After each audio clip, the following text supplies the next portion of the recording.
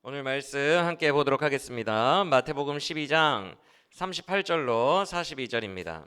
마태복음 12장 38절로 42절 말씀 찾으신 줄 믿고 함께 읽도록 하겠습니다. 38절로 42절 시작. 그때에 서기관과 바리새인 중 몇 사람이 말하되 선생님이여 우리에게 표적 보여주시기를 원하나이다. 예수께서 대답하여 이르시되 악하고 음란한 세대가 표적을 구하나 선지자 요나의 표적밖에는 보일 표적이 없느니라. 요나가 밤낮 사흘 동안 큰 물고기 뱃속에 있었던 것 같이 인자도 밤낮 사흘 동안 땅속에 있으리라. 심판 때에 니느웨 사람들이 일어나 이 세대 사람을 정죄하리니 이는 그들이 요나의 전도를 듣고 회개하였음이거니와 요나보다 더 큰 이가 여기 있으며 심판 때에 남방 여왕이 일어나 이 세대 사람을 정죄하리니 이는 그가 솔로몬의 지혜로운 말을 들으려고 땅 끝에서 왔음이거니와 솔로몬보다 더 큰 이가 여기 있느니라. 아멘. 할렐루야. 오늘 우리에게 주신 말씀도 생명의 말씀이 되기를 간절히 원합니다. 지난 시간에 이어서 이제 마태복음 12장의 말씀을 가지고 더 큰 이가 여기 있느니라 라는 제목으로 말씀을 전하려고 합니다. 먼저 마태복음 12장은 예수님을 강하게 대적하고 거부하는 자들과의 여러 가지 논쟁으로 되어 있어요. 12장은 말씀드린 대로 우리가 지난 시간에 살펴봤던 것처럼 먼저는 두 번의 안식일 논쟁을 통해서 율법주의와의 충돌이 있었고요. 오늘은 지난 시간에 말씀드린 대로 신비주의와의 충돌입니다. 물론 율법주의나 신비주의나 12장을 보면 율법주의나 신비주의에 빠져서 예수님을 대적하는 부류가 다른 부류가 아니라요, 같은 바리새인으로 나와요. 그렇죠? 그러니까 율법주의자 따로 신비주의자 따로가 아니라 바리새인이 둘 다에 빠져 있어요. 그렇죠? 근데 이거는 놀라운 일이 아니에요. 제가 거듭 말씀드리지만 이 둘은 신학적으로 서로 연계될 수밖에 없어요. 한국교회에도 이 두 가지가 흐름이 연결돼 있어요. 왜 그러냐면 양쪽은 속성이 같아요. 둘 다 우쭐해지는 거예요. 우월해지는 거예요. 둘 다 상대평가예요. 복음은 절대평가입니다. 다 사랑하시는 거예요. 죄인들까지. 근데 율법주의도 내가 너보다 죄를 안 졌거든. 넌 아직도 술 먹고 다니니? 그러면서 내가 우월해지는 거예요. 신비주의도 너 방언도 못 받았어? 나는 맨날 신비 체험하는데 나 치유도 했는데 너는 그거 못하니? 왜 못해? 너 거룩하게 안 사니까 그런 거 아니야? 이렇게 신비주의도 우쭐함, 우월함, 상대평가입니다. 그래서 우쭐함과 우월함끼리 서로 결탁이 될 수밖에 없어요. 둘 다 상대평가이기 때문에 은혜로 오는 게 아니에요. 은혜로 거저 자격 없는 자에게 주는 게 아니라 본인이 끌어다 오는 느낌이 강해요. 본인이 높아지고 본인이 끌어다 오는 느낌이 강하다 보니까 신비주의자들이 이 신비 능력을 남들보다 더 체험해서 자랑해야 되거든. 우월해져야 되거든요. 그러니까 이걸 끌어와야 되거든요. 그들에게는 은사가 은혜가 아니에요. 본인이 끌어오는 거예요. 그래서 뭘로 표현하냐면 거룩으로 표현합니다. 삶을 깨끗하게 해봐. 깨끗한 곳 위에 성령이 임하겠지. 이렇게 얘기를 해요.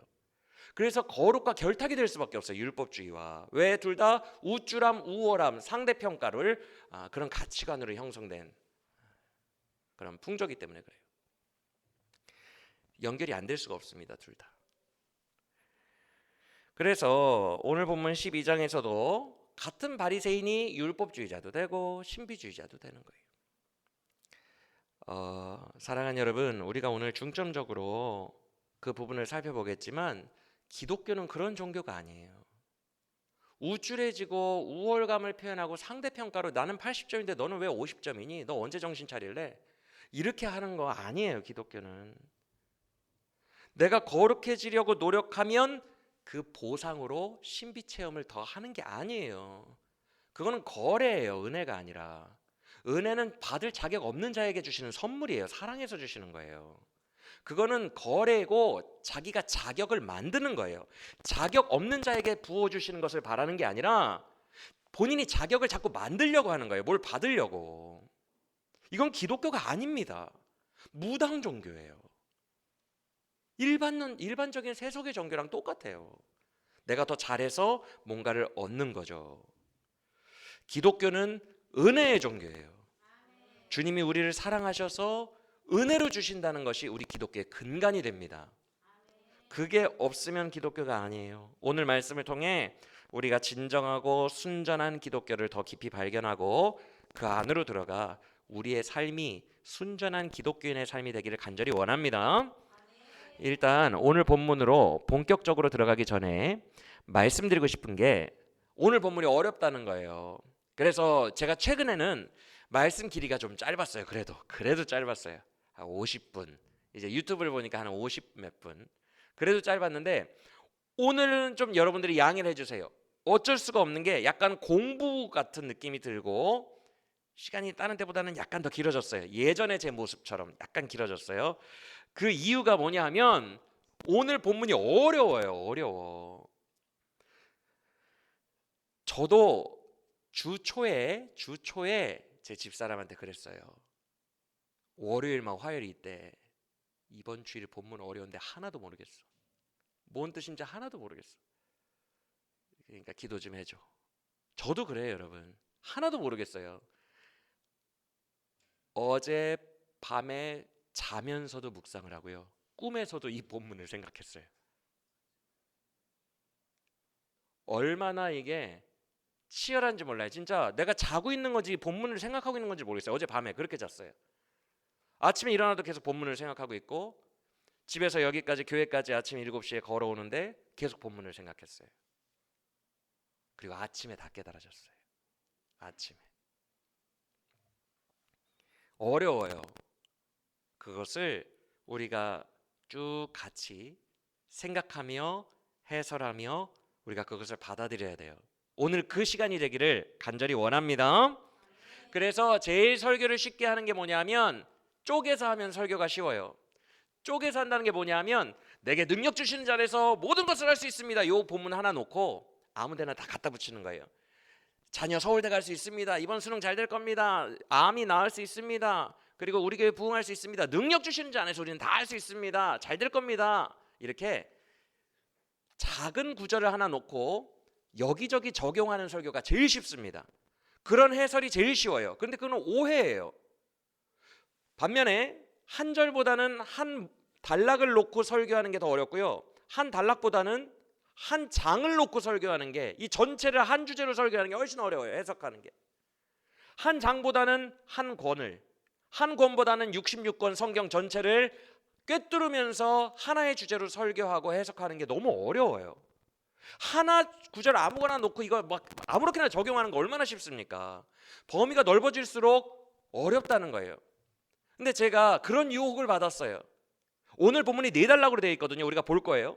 4단락인데 연결이 하나도 안 되는 거예요. 이게 대체 뭔 소리야? 너무 어렵다. 왜 이런 얘기들이 들어가 있는 거야? 왜 뜬금없이 이런 말씀을 하시지? 하나도 이해가 안 되는 거예요. 그래서 그냥 따로따로 설교할까? 따로따로 설교해서 이것만 우리의 현실에 그냥 맞춰버릴까? 이런 유혹이 저도 들었어요. 너무 어려우니까. 근데 그러면 이 4개의 단락이 가지고 있는 진짜 의미를 제가 파악을 못 하겠더라고요. 제가 아무렇게나 해석을 할 것 같더라고요. 그래서 아무리 어려워도 성령님께 기도하면서 일주일 동안 기도하면서 제발 알려달라고 하자. 내 능력으로 안 되니까 성령님이 알려달라고 하자. 그렇게 기도하면서 4단락을 연결시켜 주시는 하나님의 깨달음을 얻었어요. 이 깨달음을 그대로 오늘 전달해 드리려고 합니다. 이 말씀 저와 함께 온전히 하나님이 주시는 대로 해석하며 나아가는 우리 모두가 되기를 원합니다. 앞뒤 옆 사람과 인사합시다. 공부 같아도 즐거이 말씀 앞에 섭시다.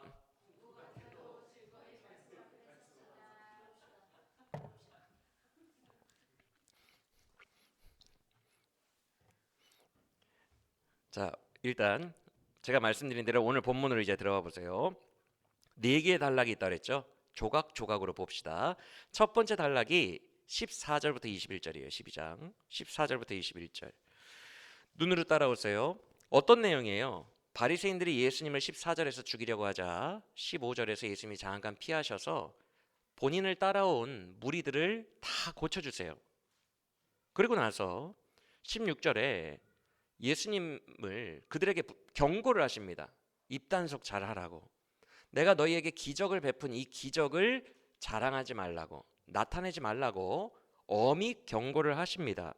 그러고 나서 갑자기 17절 이하가 나오는데 이사야 42장의 말씀을 인용한 거거든요. 근데 이게 왜 나오나요, 여러분? 우리가 찬양으로 잘 아는 내용이죠. 상한 갈대 꺾지 않으시는 꺼져가는 등불 끄지 않는 그 사랑을 말하는 찬양이잖아요, 그렇죠? 근데 이게 왜 나와 갑자기? 기적 이야기하지 마라. 엄히 경고하셨으니 이는 왜 기적을 말하지 말라고 하셨냐 하면 이는 상한 갈대를 꺾지 않고 여러분 이게 연결이 됩니까? 논리적으로 연결이 돼요? 왜 이게 인용이 되고 있는지 사람들이 기적 자랑을 못하도록 입 막으신 거랑 상한 갈대를 꺾지 않고 꺼져가는 등불을 꺼지 않는 거랑 무슨 상관이지? 자, 근데 일단 보세요. 두 번째 단락을 봅시다. 마태복음은 단락이 시작될 때 접속사가 되게 중요한데 접속사에 따라 이게 연결되느냐 안 연결되느냐가 나뉘어요. 22절부터 시작되는 두 번째 단락의 접속사 첫 단어가 뭐예요? 그때에지요. 이러면 같은 주제라는 거예요. 떨어진 내용이 아니라는 거예요. 그런데 전혀 같은 주제 같지가 않아요. 첫 번째 단락과 다른 얘기 같아요. 22절 이하를 눈으로 따라오세요. 이번에는 예수님이 귀신을 쫓아내셨더니 24절에 바리새인들이 예수라는 저 사람 귀신의 왕의 힘을 힘입어서 쫓아내는 거야? 이렇게 오해를 합니다. 그러니까 그 아래에 예수님이 바리새인과 논쟁을 하시죠. 그러더니 31절쯤에 가보면 그 유명한 여러분들이 한 번쯤 들어보셨을 만한 성령 회방죄, 개역 개정 버전에서는 성령 모독죄가 등장을 하게 됩니다. 그렇죠? 갑자기 성령 모독죄가 나와요. 그러더니 33절 이하를 보시면 나무의 열매가 어떻고 뭐 선한 나무가 선한 열매를 뭐 어쩌고 그런 얘기를 합니다. 그렇죠? 그다음에 말로 심판을 받을 거래요. 말로 심판 날에 너희가 한 말로 정죄를 당할 거고 신문을 당할 거다 뭐 이렇게 말씀하시면서 두 번째 단락이 끝나요. 맞습니까? 이해가 되십니까, 여러분? 첫 번째 단락과 연결이 돼요, 이게? 왜 이런 말씀들을 하시는 걸까요? 그런데 또 이제 세 번째 단락으로 가봅시다. 38절 이하인데 38절을 보시면 또 접속사가 뭐예요? 같은 내용이에요. 근데 어떤 내용이에요? 보세요. 따라오세요. 바리새인들이 표적 보여주세요. 예수님에게 말하니까 예수님이 그들을 너희는 정말 악하고 음란한 세대야. 그러더니 너희에게 보여줄 표적은 요나의 표적밖에 없어. 이러시더니 그 밑을 보면 나는 요나보다 더 큰 자고 그 밑에 나는 솔로몬보다 더 큰 자인데 뭐 이런 얘기를 하세요. 근데 43절부터 보세요. 갑자기 거기까지 좋다 이거예요. 표적 보여달라고 하니까 뭐 요나의 표적밖에 없다 그러더니 요나 솔로몬 얘기하신 거 좋다 이거예요. 근데 갑자기 더러운 귀신 이야기를 하십니까 안 하십니까? 갑자기 더러운 귀신 이야기가 나와요. 귀신들이 막 돌아다니다가 자기보다 더 강한 7 친구를 데리고 와서 다시 그 사람에게 거하게 된다. 이런 얘기를 하십니다. 요나보다 솔로몬보다 더 크다. 표적을 보여달라는 것은 악한 세대다. 이러더니 더러운 귀신이 다시 8명이 돼서 들어가는 얘기를 하세요. 여러분 이 문맥들이 연결이 되십니까? 아까 이사야서 인용한 것부터 이게 뭔 소리예요 이게? 그리고 마지막 단락인 46절을 봅시다. 사실 46절에는 접속사가 있어요 없어요? 없어요. 그래서 엄밀하게 말하면 46절부터는 다음 주일 설교에 들어가는 게 맞아요. 왜냐하면 다음 주일 설교에 해당하는 13장 1절의 접속사가 뭐예요? 13장 1절의 접속사가 그날에요. 그날에. 그러니까 그 위에와 연결되어 있는 거예요. 그러니까 사실 엄밀하게 말하면 46절부터는 다음 주일 단락으로 들어가야 돼요. 그러나 오늘 본문의 결론으로 삼기에 너무 좋아요. 그리고 서로 그 결론이 다음 주로 연결이 되기 때문에 오늘 본문의 결론으로 삼아도 무방할 거라는 생각이 들어요. 그러면 제가 미리 힌트를 드렸어요. 46절 이하의 네 번째 단락은 결론부입니다. 그러면 이게 어떻게 맞춰져요? 결론이 보세요. 주님이 말씀을 전하고 계세요. 그랬더니 사람들이 찾아옵니다. 주님, 주님의 엄마인 마리아와 주님의 동생들이 밖에 찾아왔어요. 주님과 할 말이 있대요. 그랬더니 말씀을 전하시던 주님이 누가 내 가족이냐? 손을 내밀어 말씀을 지금 듣고 있는 제자들을 딱 가르치시더니 아버지의 뜻대로 하는 자가 내 가족이니라 이렇게 말씀하고 마쳐요. 맞습니까? 그러면 이렇게 네 단락이 저에게 주어졌다고 생각을 해보세요. 얼마나 난감하겠나. 여러분 같아도 따로따로 설교하고 싶겠죠? 어렵습니까? 안 어렵습니까? 성령 해방죄도 사실 어려운 부분이에요. 바알세불 논쟁, 요나보다 더 큰 이가 있고 귀신이 돌아다니다가 8귀신으로 들어간 얘기는 도대체 뭔 상관이야. 이 모든 것들이 하나의 주제로 연결되어 있더라고요. 저와 함께 그 하나님의 말씀의 깊이 속으로 빠지실 준비가 되셨습니까? 관통하는 예수님의 핵심 메시지, 그 메시지를 오늘 듣기를 원합니다. 일단 두 가지의 힌트를 우리가 알고 가면 쉬워요. 하나는 제가 앞에서 이미 말씀드렸어요. 오늘 본문은 주로 어떤 주의에 빠진 바리새인들과의 어떤 논쟁이라고 했어요. 신비주의. 그래서 표적 보여주세요. 그러니까 예수님이 아까 이런 악하고 음란한 세대야. 너희들에게 보여줄 표적이 없어. 막 이렇게 표적 보여주세요 하니까 막 이렇게 거부하시는 말씀도 있고, 또 아까 기적은 말하지 마. 함구령을 기적에 대해서 말하지 마 이렇게 경고하시는 장면도 나오고 그래요. 그러니까 대략 문맥은 단락은 4개지만 신비주의와 관련한 말씀이라고 하셨으니까 일단 신비주의를 좀 염두에 두면 되겠구나라는 힌트가 하나 있어요. 맞습니까? 그리고 또 하나의 힌트가 뭐냐 하면 결론 부분이라고 제가 말씀을 드린 그 4번째 단락이에요. 결론이 꽤 어렵지 않게 끝나요. 결론부는 다 이해할 수 있어요. 무슨 얘기인지. 그렇죠? 결론부 어떻게 끝나요? 말씀을 듣고 말씀에 있는 아버지의 뜻대로 하는 자가 내 제자다. 이게 결론이에요. 그렇죠? 그러면 신비주의에 대한 이야기입니다 라는 힌트와 결론이 지금 말씀을 듣고 있는 손을 내밀어 가리켜 이르시되 지금 말씀을 듣고 있는 너희가 말씀대로 행하는 자가 내 제자다, 나의 가족이다 라고 말씀하셨으니 어떤 구도로 오늘 본문 4단락이 연결될지는 대략 감이 오시죠? 신비주의를 거부하고 말씀 중심으로 이렇게 풀어가실 거다라는 느낌이 오시죠? 네, 이게 힌트예요. 저도 이 힌트로 출발을 했습니다. 자, 그러면 결론이 나왔는데 그러면 우리가 지금 정리한 이 결론을 손에 꼭 쥐고 문제가 되는 앞에 3단락으로 함께 가보도록 하겠습니다. 근데 첫 번째 단락부터 보지 않고 순서를 바꿔서 2번째 단락부터 한번 전개되는 것을 볼게요.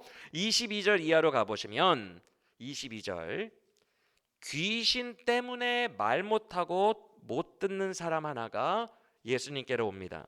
여러분 실제로 여러분들도 이제 삶을 많이 사신 분들은 아시겠지만 말 못하는 분이 듣지도 못하는 가능성이 되게 많아요. 2개가 같이 와요. 저는 이유는 잘 모르겠는데 듣지 못하기 때문에 말을 못 배우신 건가? 저는 그런 건 잘 모르겠어요. 그런데 보통 장애의 경우를 보면 듣는 것과 말 못하는 게 같이 오는 경우가 되게 많거든요. 그런데 모든 이런 유형의 장애인들이 귀신 때문에 그런 건 아니에요. 이 사람만 그래요. 이 사람만. 독특한 귀신이 이거 2개를 막아버린 거예요. 이해가 되십니까? 왜 이런 설정이 되냐 하면 예수님을 거부하는 이 세대를 지금 이 사람이 상징하고 있기 때문에 그래요. 예수님을 거절하는 이스라엘을 상징하는 인물이에요. 말이 막히고 귀가 막혔다. 이 2개를 누가 막았다고요?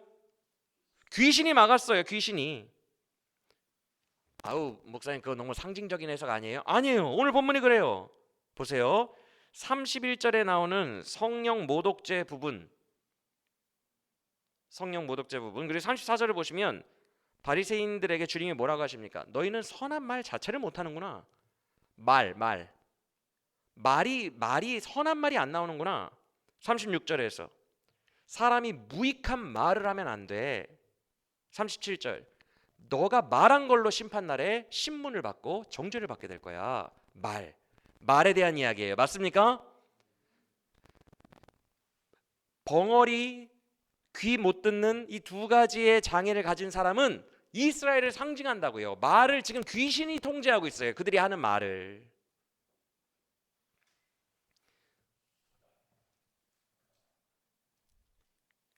그러면 듣는 거는 41절을 보세요.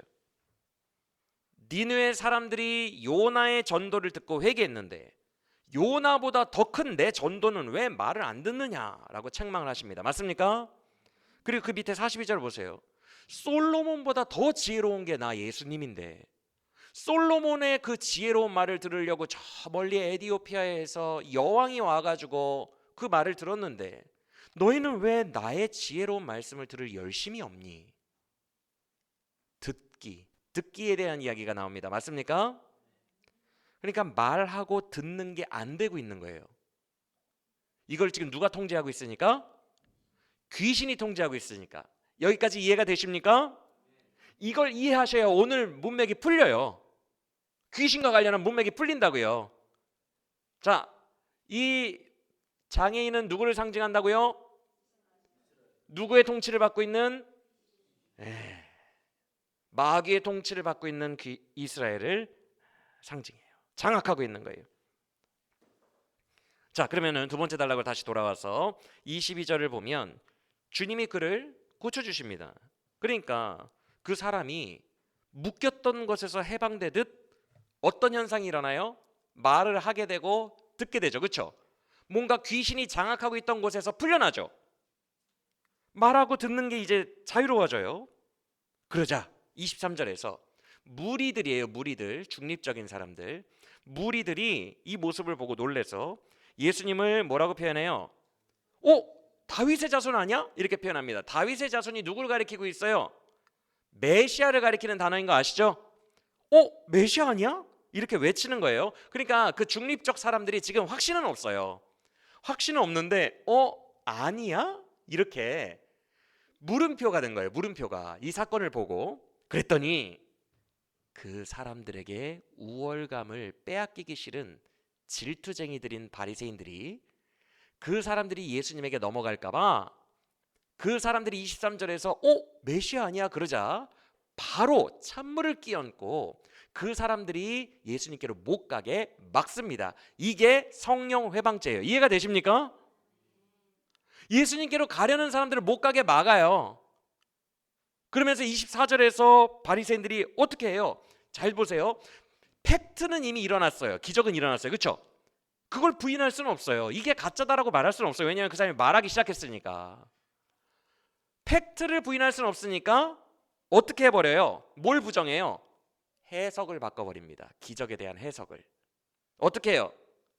저거 귀신의 왕의 힘을 힘입어서 귀신 쫓아낸 거야. 이렇게 기적이 일어난 어떤 현상을 부인하지 못하니까 해석을 자기들의 주관대로 바꿔서 사람들에게 설명했다는 거예요. 이해가 되십니까? 여러분 잘 들으시길 바래요. 신비주의와 기적이 기독교에 큰 의미가 없는 이유가 바로 여기에 있어요.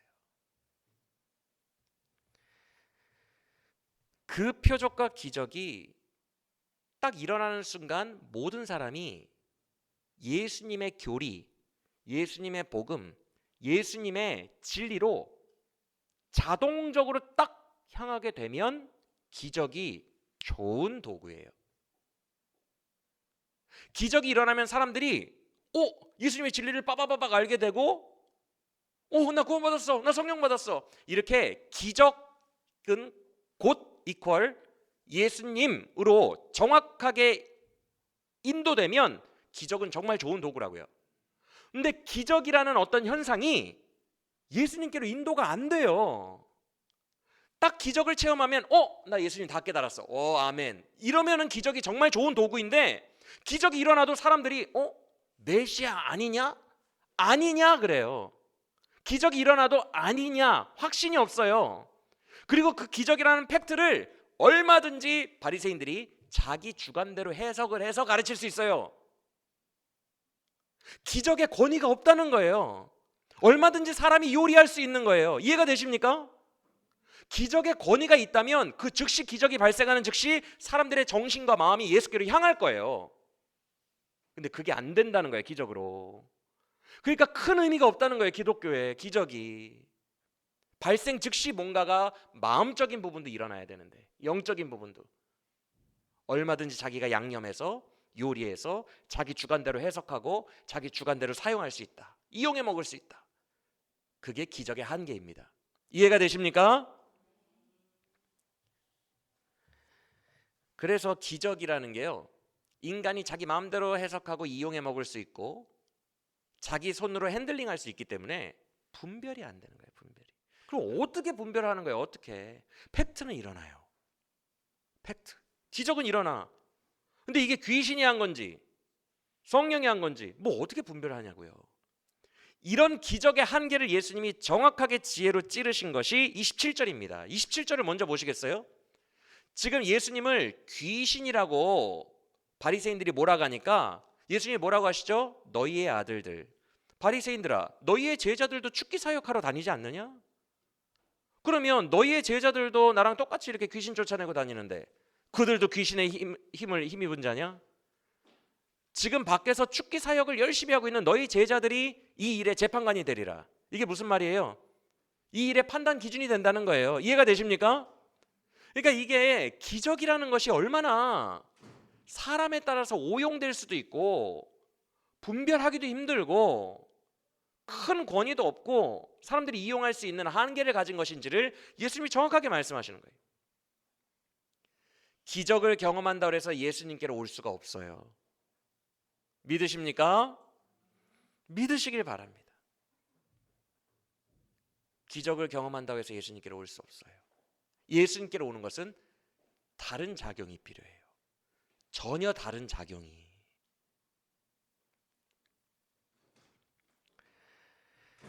그래서요, 여러분, 진짜 기적은 우리의 마음과 영혼이 변하여 하나님께로 회개하고 돌아가는 것, 그게 진짜 기적입니다.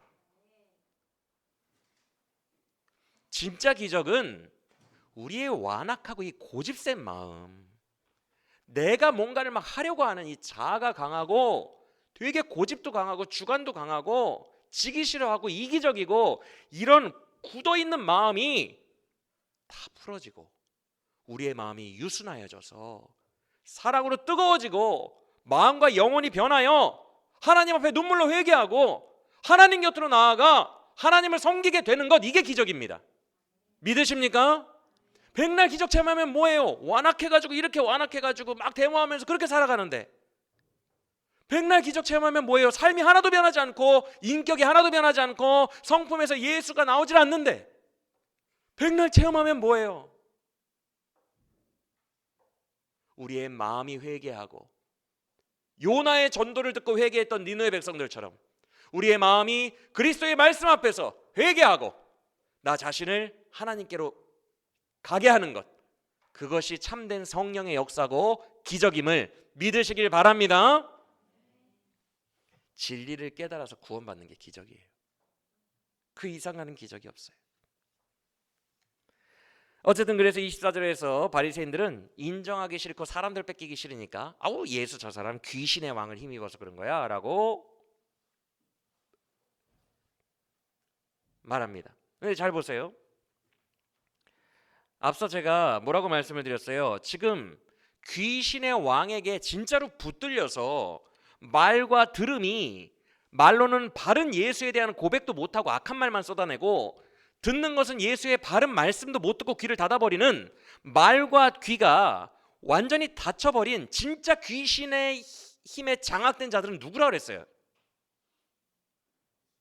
이스라엘과 바리새인들이에요. 맞아요? 아니, 본인이 장악되어 있는데 예수님이 장악되어 있다고 하는 거예요. 지금 귀와 말이 막힌 자는 본인이거든요. 귀신의 통제를 받고 있는 것은 바리새인들이에요.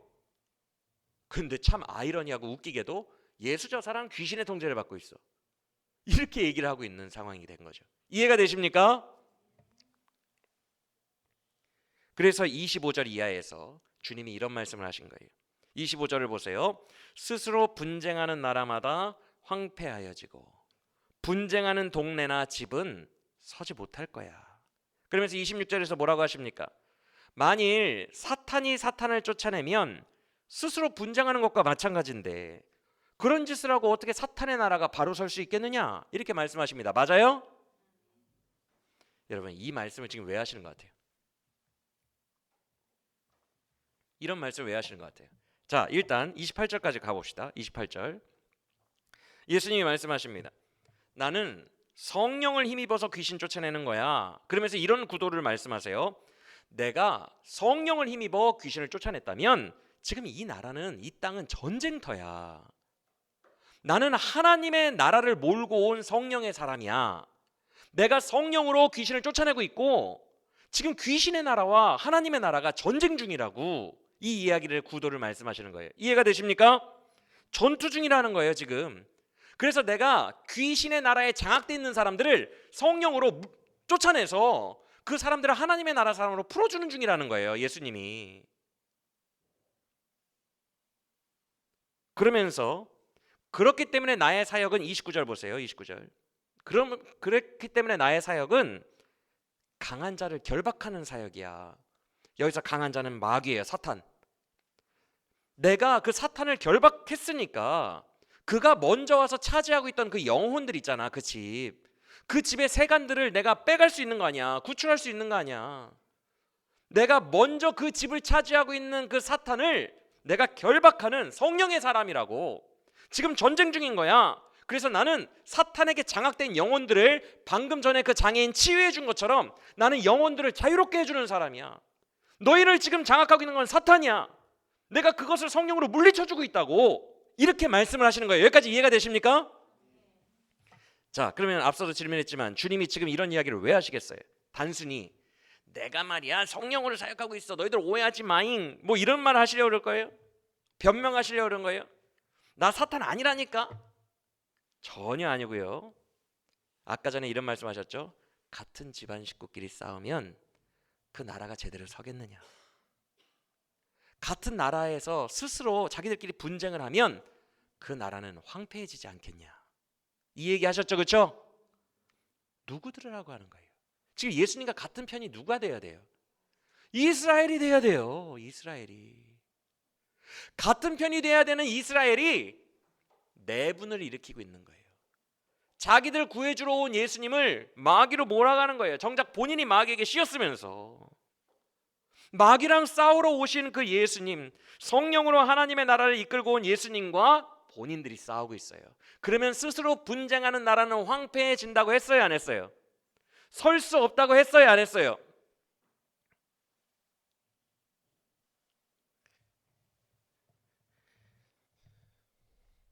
그래서 두 번째 단락과 세 번째 단락을 이제 하나의 바늘로 꿰어갑니다. 세 번째 단락에 있는 43절 이하를 봅시다. 그래서 이 말이 나온 거예요. 43절 이하. 더러운 귀신이 사람에게서 나갔대요. 예수님이 쫓아주신 거예요. 성령으로 하나님 나라를 끌고 와서 더러운 귀신에게 매여있던 백성들에게서 그 귀신을 쫓아주신 거예요. 말 그대로 기적이 일어난 거죠. 쫓아갔어요. 근데 문제는 뭐예요? 물 없는 곳, 원어로는 광야예요. 광야. 귀신들이 광야에서 떠돌아다닌다는 속설이 있었기 때문에. 그래서 광야에서 떠돌던 귀신이 결국 어디로 돌아와요? 44절을 보세요. 내가 나왔던 그 집으로 가볼까? 그 영혼, 그 사람에게로 가볼까? 결심하고 딱 돌아왔더니 집이 피어 있었대요. 예수님이 청소해주고 수리해주고 다 해줬는데 그 사람이 기적을 경험하고도 그 집에 예수님을 드리지 않은 거야. 집이 비어 있어요. 기적을 경험하고도 예수님을 초청을 안 한 거야. 영접을 안 한 거야. 기적과 예수님 영접이 상관이 없는 거예요. 쫓아주면 뭐예요, 백날. 빈집으로 만들어 놓는데. 그러니까 이 마귀가 어떻게 해요? 와, 비었다. 이제 다시는 쫓겨나지 않을 거야. 예전보다 더 강한 친구 7명 데리고 와서 8명이 그 사람 안에 거하게 될 거야. 그래서 8명을 데리고 그 사람 안에 거하니 그 사람의 나중의 형편이 예수님이 처음 귀신 쫓아주셨을 때보다 더 어떻게 됐다고요? 네, 심하게 됐대요. 그러면서 45절의 마지막을 보세요. 이 비유를 왜 하시나? 이 세대 이스라엘이 이렇게 될 거다. 이제 한 큐에 깨어지십니까? 말씀이 두 번째 단락과 세 번째 단락이 연결되어 있다는 게 이제 느껴지세요? 무슨 말씀을 하고자 하는지 느껴지시면 아멘. 이 얘기를 하고 싶은 거예요. 나는 지금 전쟁하러 왔다. 근데 내분이 일어나면 어떡해? 너희가 나를 거절하면 어떡해? 나는 너희를 구하러 왔는데 그 나라가 스스로 내분하면 황폐하여질 것이요 일어나지 못하리니 마치 이 비유처럼 너희의 나중 형편이 더 심해지게 될 거야. 이게 이스라엘의 미래야 라고 예언하신 거예요.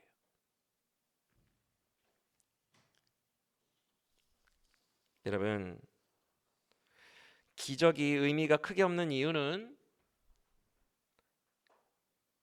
기적을 버려줘 봐야 빈집의 상태를 만들기 때문에 그래요. 기적을 보여줘 봐야 정말 내 마음에 예수님을 영접하고 예수님을 살게 하시는 마음의 변화와 영의 변화는 일어나지 않기 때문에 그래요.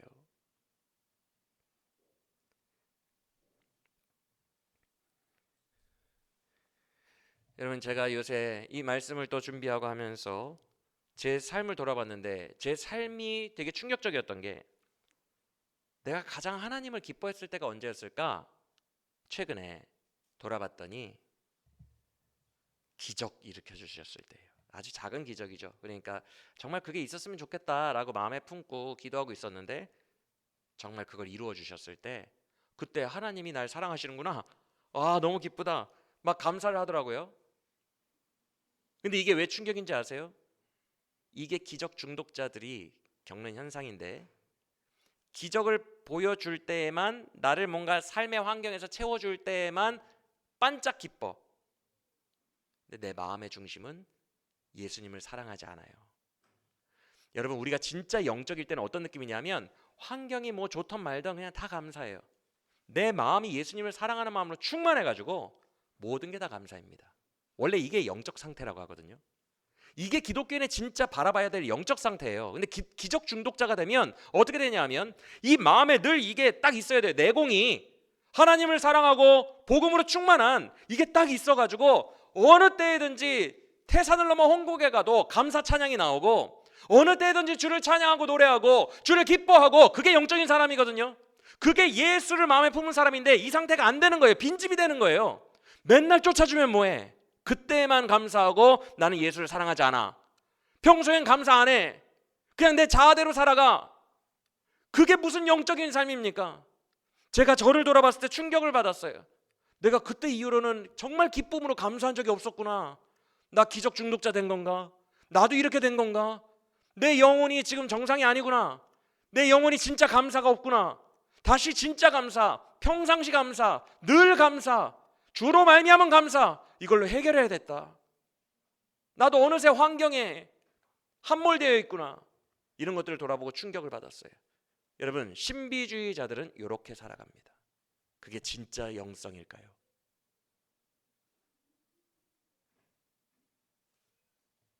진짜 영성은 순교의 자리, 상황과 환경과 상관없이 예수를 노래하고 기뻐하는 거예요. 우리의 마음이 예수로 가득해서. 동의하십니까? 그게 진짜 영성의 상태인데, 신비주의는 우리를 이상한 데로 인도해요. 빈집으로 만들어 놓는다고요.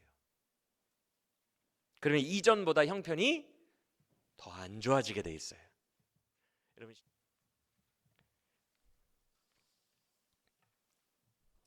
그래서 주님이 오직 말씀이 우리를 바꾸니까, 우리의 내면을 바꾸니까, 말씀을 듣는 자, 말씀에 담긴 아버지의 뜻대로 행하는 자가 내 가족이다, 이렇게 결론을 맺으시는 거예요.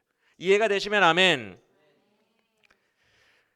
계속 볼게요. 30절을 보시면 그래서 이렇게 말씀하신 것입니다. 지금 전투 중이니까, 30절 전투 중이니까 나와 함께 전투를 하지 않는 자들은 다 내 적군이야. 예수님 이렇게 말씀하시는 거예요. 지금 나와 함께, 지금 전쟁 상황이기 때문에 그래요. 전쟁 상황인데 나와 함께 전투를 수행하지 않으면 다 나를 반대하는 자들이야. 그리고 뭐라고 하시죠? 나는 지금 추수하고 있어. 곡식을 모으고 있어. 영혼들을 추수하고 있는데 나와 함께 곡식을 모으지 않는 자들은 해치는 자예요. 그래서 해친다는 말은 곡식을 지금 한창 모으고 있는데 그걸 다 흩뿌려 버린다는 얘기거든요. 다 흩어버린다는 얘기예요. 방해하는 거죠. 지금 전쟁을 수행하고 있는데 예수님은 지금 열심히 모으고 있는데 그걸 못 모으게 흐트러뜨리고 있는 것, 그게 바로 31절에 나오는 성령 회방죄입니다. 이해가 되십니까? 지금 문맥이. 그 성령 모독죄는 죄 사함을 받지 못한대요. 하나님의 나라가 바른 길로 전진하고 있는데 그것을 사보타지 시키는 것, 적극적으로 그 하나님의 나라의 전진을 방해하는 것, 예수님이 기껏 모아놓으면 그거 다 흐트러뜨리는 것, 이게 성령 모독죄이고 이 죄는 죄사함을 받지 못한대요. 여러분, 불신자들이 32절에서 뭐라고 말씀하십니까? 누구든지 말로 인자를 거역할 수 있대요. 맞습니까? 여러분, 불신자들이 나 예수 안 믿어, 예수가 어디 있어, 이렇게 말로 거역하죠.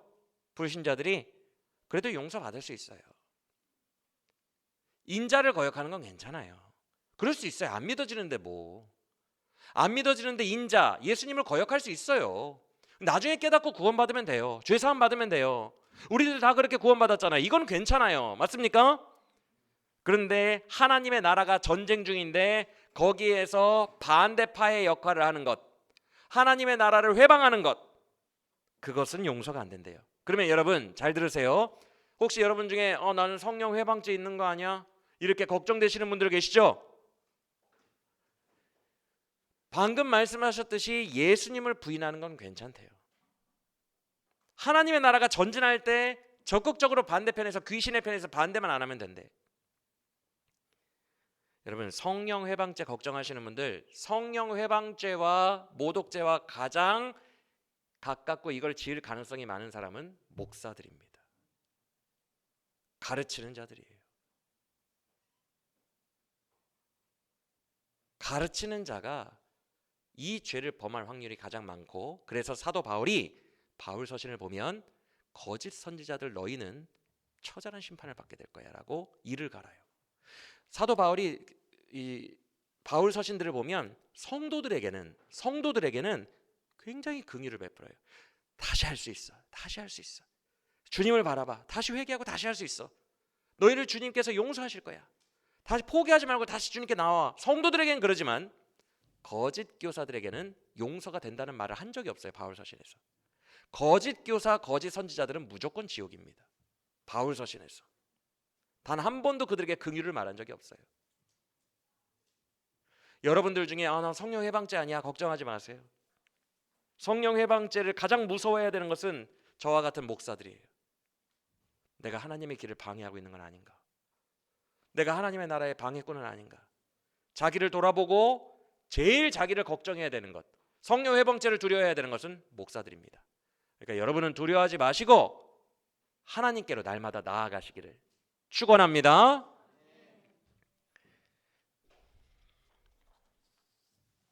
무리들이 메시아 아니야? 다윗의 자손 아니야? 와 할 때 예수님께로 못 가게 딱 막고 예수님께로 가면 안 된다고 하는 사람들, 그런 사역자들이 성령 해방죄라는 사람들이에요. 영적 권위를 행사하려는 자들, 가르치는 자들, 그런 자들이 여기에 해당돼요.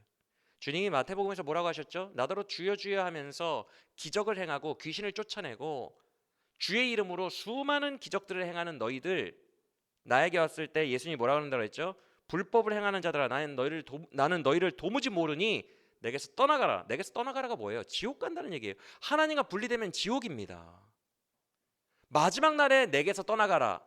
죽어서 마지막 심판대 앞에서 예수님이 이 말을 하시겠대요. 심판대 앞에서 나를 떠나가라라고 하면 어디로 가야 돼요 대체? 지옥이지. 나더러 주여 주여 하며 수많은 권능을 행하고 기적을 행하고 귀신을 쫓아낸 자들아, 나는 너를 도무지 모르고 너는 불법을 행한 자니 나를 떠나가라. 여러분, 예수님의 나라가 진짜 진리로 확장되는 것을 방해하며 사람들을 예수님 곁이 아니라 잘못된 길로 인도하며 거짓 진리를 가지고 기독교인 척 가르친 사람들에게는 성령 해방죄가 적용돼요. 이것을 두려워하며 정말 바른 길을 성경 안에서 찾으려고 우리 모두가 노력해야 할 줄로 믿으시길 바랍니다. 33절 이하를 보세요. 33절 이하, 관건은 말이에요. 말씀이에요. 33절에서 주님이 왜 이런 말씀을 하시겠어요? 나무가 좋은데 열매가 안 좋을 수는 없다. 상식적으로 나무가 좋으면 열매도 좋고 열매가 안 좋으면 나무가 안 좋아서 그런 거다, 이렇게 말씀을 하세요. 왜 이런 말을 해요? 즉 그 사람의 고백, 말의 열매가 그 사람의 나무, 내면, 마음이 나무고 말이 열매예요. 마음에 있는 게 그대로 흘러나온다는 거예요. 그래서 34절과 35절이 바로 그 말씀입니다. 말씀을 듣고 내면이 변화를 받아서 내 입술의 고백이 바른 아버지의 뜻대로 바뀌게 되는 자, 그런 신앙 고백을 하는 자들이 37절에서 말하는 심판날의 의로운 자들이에요. 이해가 되십니까? 이 구절을 가지고 말실수 한 번이라도 하면 지옥 간다 이렇게 또 해석하지 마시길 바랍니다. 그 뜻이 아니에요. 마음이 변화를 받아 바른 신앙 고백을 하고 아버지의 뜻에 맞는 고백을 하는 사람들이 마지막 날에 말로 의롭다함을 받는 자들이에요. 아버지의 뜻에 맞는 거예요. 예를 들어서 나는 아버지 없으면 살 수 없어요. 아버지 뜻에 맞는 고백이에요? 아니에요? 아버지 뜻에 맞는 고백이죠? 나는 주님 없이는 살 수 없어요. 맞는 고백이죠? 근데 이 고백을 지금 죄의 상태에 있는 사람도 할 수 있어요? 없어요? 죄에 찌들어가지고 너무 낙심해, 영이 막 아프니까, 영이 상하니까 죄 가운데에 주님, 나는 주님 없이는 살 수 없어요. 나를 이대로 두지 마세요. 이렇게 기도할 수 있어요? 없어요? 죄인도 있어요. 바른 마음과 바른 말이 나오는 것, 아버지의 뜻에 합당한 신앙 고백이 나오는 것, 그게 우리의 의예요. 우리가 구원받았다는 증거예요. 우리의 신앙 고백이 바뀌었다는 거예요. 맞습니까? 믿으십니까? 그 의를 말하는 거예요. 그래서 36절에 무익한 말이라는 표현을 보세요. 하나님의 나라가 번성하고 있는데 전혀 그 나라에 유익을 주지 못하는 그런 말들을 하는 자들은 정죄를 받게 될 거다. 아까 말했던 성령 모독죄죠. 그런데 이렇게 이야기를 했는데도 불구하고 38절, 그들이 집착하고 있는 게 뭐예요? 표적 보여주시기를 원한대요. 앞서 말씀드린 것처럼 백날 쫓아내면 뭐예요? 다시 빈집되는데, 그런데도 자꾸만 표적을 보여달래. 그럼 그들에게 주님이 뭐라고 하시죠? 39절 보세요. 악하고 음란한 세대요. 아까 제 고백을 부끄럽지만 했어요. 삶에서 내 삶의 형편과 환경을 좋게 해줄 때에만 감사하고, 보통 때는 감사를 잃어버리고, 내 삶의 환경과 형편을 좋게 해주기를 기도하고, 그게 뭐예요? 악하고 음란한 세대지. 이 세상에 폭 빠져 있다는 증거 아닙니까? 하나님을 사랑하지 않고 이 세상에서 환경 바꿔주기만을 원한다는 거 아니에요? 평소에 하나님을 사랑하는 게 아니라, 그러니까 악하고 음란한 세대지. 계속 환경을 통해서 보여달라는 거 아니에요?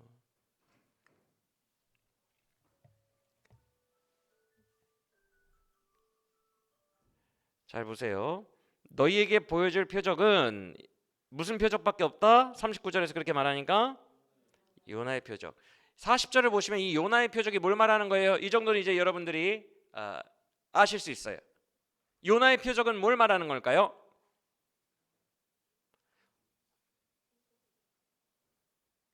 내가 너희에게 보여줄 표적은 요나의 표적밖에 없다. 이게 뭘 말하는 거예요? 40절에서 설명하잖아요. 요나가 물고기 뱃속에 삼켜져서 죽은 것 같았다가 땅으로 토해져서 사흘 동안 요나는 물고기 뱃속에서 죽은 것 같았다가 땅으로 토해져서 부활한 것처럼 나도 3일 동안 땅 속에 있다가 부활할 거다. 이 얘기죠. 그렇죠? 그러면 뭐예요, 여러분? 지금 여기까지가 논리를 따라오셨다면 한 번에 정리가 됩니다. 기적? 다 필요 없고 내가 너희에게 보여줄 기적은 딱 하나야. 십자가의 복음과 부활의 복음. 그거 하나밖에 없어. 이렇게 결론을 내리신 거예요. 맞습니까? 기적 다 필요 없어요. 십자가와 부활의 복음이 우리를 변하게 하는 거예요. 할렐루야. 예수님이 단칼에 말씀하십니다. 요나의 표적밖에 보여줄 게 없어. 십자가의 죽음과 부활. 너희는 그것만 기억하면 돼. 그러면서 말씀에는 집중하지 않는, 십자가와 부활의 말씀에는 집중하지 않는 그들이 심판날에 정죄를 받을 것임을 41절과 42절에서 말씀하시는 거예요. 요나보다도 내가 더 큰데 내 말 안 듣는다. 솔로몬보다도 내가 더 큰데 내 말을 들으러 오지를 않는다. 여러분, 결국 말씀입니다. 할렐루야. 잘 들으세요. 기독교는 입증하는 종교가 아니에요. 기독교는 증명하는 종교가 아니라고요. 여기에 함몰되면 안 돼요. 기독교는 입증하고 증명하는 게 아니에요. 증명하려고 하지 마세요. 우리는 증언하는 종교예요. 증명하는 종교였다면 지금 순교자가 수천만 명이에요. 2000년 동안, 기독교 역사 2000년 동안 수천만 명은 순교했어요. 여러분, 수천만 명이 순교할 필요가 없어요. 입증하는 종교면 장풍 쏴서 그냥 다 바꿔버리면 돼요. 그들을 주눅들게 하면 돼요.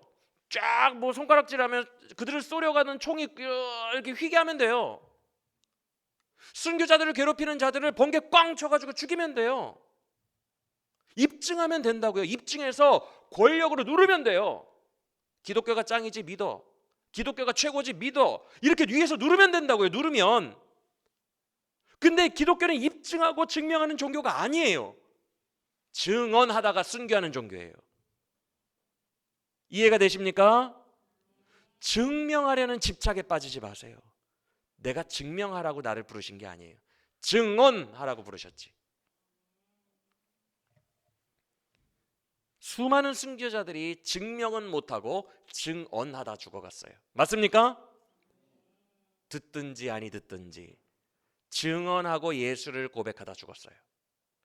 그게 기독교예요. 근데 오늘날의 한국교회는 자꾸 입증을 하고 증명을 하려고 해요. 오늘 치유 집회가 있습니다. 우리 기도원으로 다 모이세요. 치유 집회가 있습니다. 하나님 살아계시다는 것을 입증해 드리겠습니다. 이게 뭐예요? 이게 뭐예요? 내가 너희에게 보여줄 표적은 십자가와 부활밖에 없다는데 이게 뭐 하는 짓이에요 지금? 입증해 드리겠대. 증명해 드리겠대 기적으로.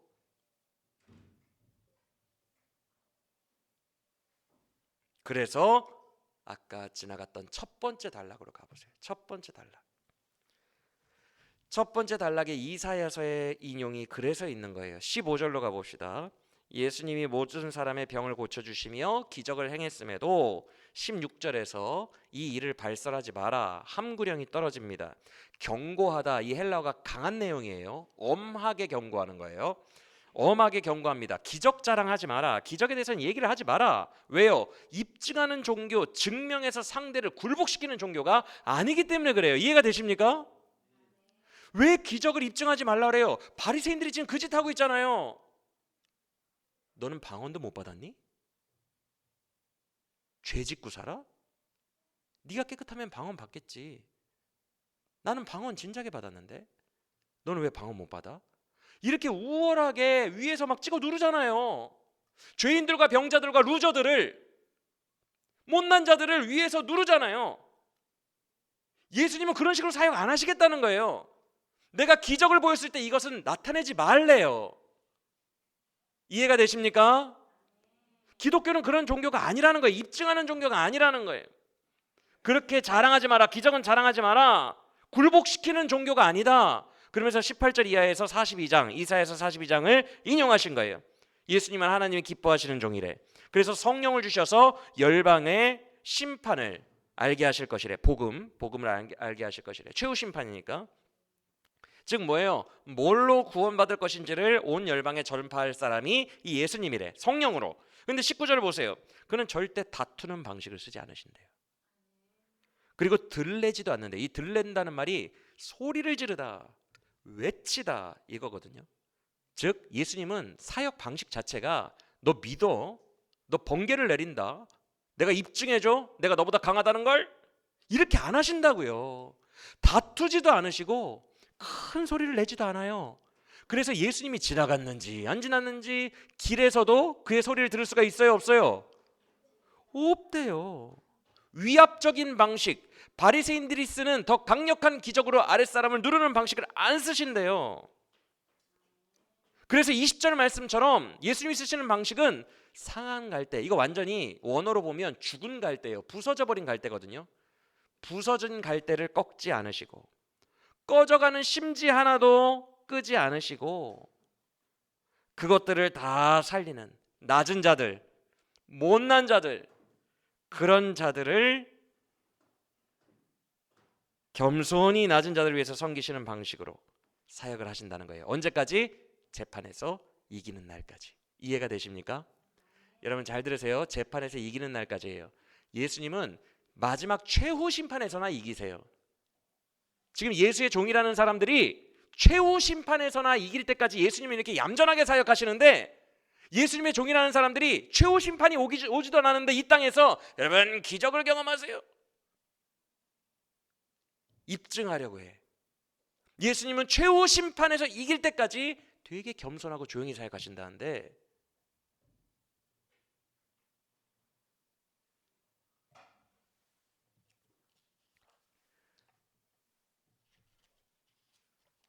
여러분 이렇게 사역해야 21절 말씀처럼 열방이 그의 이름을 사모하게 돼요. 낮은 자들까지도 그의 이름을 사모하게 된다고요. 우리가 위압적인 방식으로 잘난 척하는 방식으로 사역하면 안 됩니다. 그러면 어떻게 잃어버린 저 루저들, 못난 자들, 병자들, 죄인들이 어떻게 예수님을 바라봐요? 누가 예수님에게 올 수 있겠어요? 잘난 사람들 아니면 못 오죠. 예수님의 이름을 열방이 바라보게 되고 그의 낮아지는 섬김 속에서 참된 말씀을 느끼고 깨닫고 주님께로 돌아오게 되는 것, 그 방식을 예수님이 쓰고 계시기 때문에 이 방식은 옳은 것입니다. 이해가 되시면 아멘. 반대로 스스로 가장 우월한 것처럼 느끼고 사는 율법주의자, 신비주의자들, 이스라엘은 결국 주님이 백날 쫓아내줘도 8귀신이 들어가서 황폐해지는 패망한 나라가 되고 말 거예요. 예수님의 방식과 그들의 방식이 오늘 본문에서 완전히 차이가 납니다. 여기까지 이해가 되시면 아멘으로 화답하시길 바랍니다. 말씀을 마칩니다. 사랑하는 여러분, 혹시 11장 26절 말씀 잠깐 보시겠어요? 11장 26절. 최근에 그래도 배웠던 건데 11장 25절에서 주님이 뭐라고 하시죠? 주님의 복음과 사역 방식 자체가 지혜롭고 잘 나가는 사람에게 맞춰진 게 아니라 그들에게는 감추시고 어린아이 같이 못난 자들에게는 나타내신 것이 26절 읽어보겠습니다. 시작.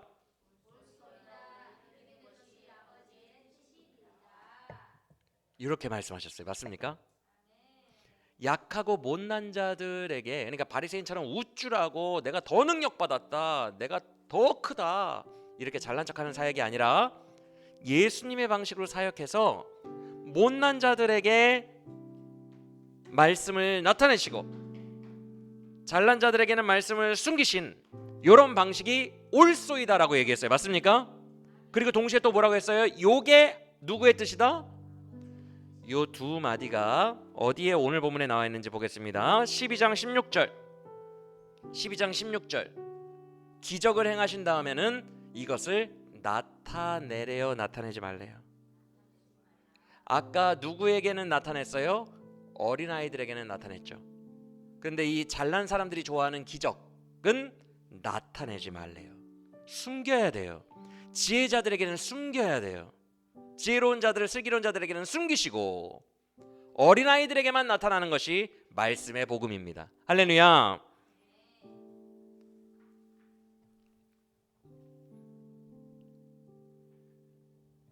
그리고 또 한 군데가 12장 50절이에요. 12장 50절. 옳소이다. 이것이 아버지의 뜻이니이다. 12장 50절을 보시면 누구의 뜻대로 하는 자라야 내 가족이래요. 지금 겸손히 모여서 말씀 들으며 어린아이처럼 못난이들로, 죄인들로 말씀의 발치에 앉아 말씀 들으며 있는 사람들, 그 어린아이들과 같은 사람들, 그들이 바로 아버지의 뜻에 합당하게 그 자리에 있는 거예요. 그래서 손가락으로 가리키시며 이 제자들이 내 가족이다 라고 지목까지 하신 거예요. 맞습니까? 사랑하는 여러분, 오늘 말씀이 이제 다 풀었어요. 말씀 자체가 다 연결이 됐어요. 우리가 참된 예수님을 어디에서 발견합니까? 기적에서 발견합니까? 말씀에서 발견해요. 주님은 기적 때는 숨겨 나타내지 말라고 하시더니 아까 말씀 파트에서는 요나보다 더 큰 이가 여기 있느니라, 솔로몬보다 더 큰 이가 여기 있느니라, 막 자기를 드러내세요. 아까 기적 때는 숨겨 말씀 때는 내가 제일 크다. 여러분 뭘 의미하는 것 같아요? 제발 와서 요나보다 더 큰 이가 여기 있으니 말씀 좀 들어라. 그리고 회개하고 솔로몬보다 더 큰 이가 있으니 이 지혜의 말씀을 듣고 지혜롭게 살아라. 주님이 드러내고 싶어하고 어필하고 싶어했던 것은 말씀의 분야예요. 말씀 속에서 예수님을 만나는 거예요. 할렐루야. 여러분 우리가 이 악한 세대에서 어떻게 우리의 마음을 정하게 합니까? 우리의 마음이 어떻게 해야 부드러워지고 선해집니까? 교만한 우리의 마음이, 교만한 입으로 고백되어지던 우리의 마음이 어떻게 해야 겸손해져서 맞습니다, 이런 말을 입에 달고 살고, 인정합니다, 이런 말을 입에 달고 살고, 주님이 옳습니다, 예수님밖에 없습니다, 예수님 없이 난 안 됩니다, 이런 겸손한 말들, 아버지의 뜻에 합당한 말들이 우리의 마음에 가득해서 어떻게 이런 말들의 신앙 고백으로 우리가 살아갈 수 있을까요? 우리의 교만하고 이 완악한 마음, 단단해진 마음이 어떻게 부드러워집니까? 주 예수님의 말씀 앞에서 진짜 크신 예수님의 실체를 만날 때밖에 이게 안 된다는 것을 꼭 기억하시길 바랍니다. 말씀으로 인해 우리의 마음이 바뀌고 우리의 고백이 바뀌게 되는 거예요. 그렇게 살아가는 자들, 내 마음이 변해서 내 신앙 고백이 아버지의 뜻에 합당하게 바뀌는 자들이 주님의 가족, 구원받은 자들임을 믿으시길 바랍니다. 그리고 이런 자들이 증명이 아닌 증인의 삶을 살아가는 거예요. 증명하려고 애쓰는 게 아니라 증언하는 증인의 삶을 살아가는 거예요. 오늘 말씀을 통해 우리 안에 진짜 예수님 사랑하는 마음은 젖혀놓고 빈집으로 만들어 놓고 신비주의만 탐하는 그런 의식이 있었다면 다 불순물들이 깨끗하게 씻기기를 원합니다.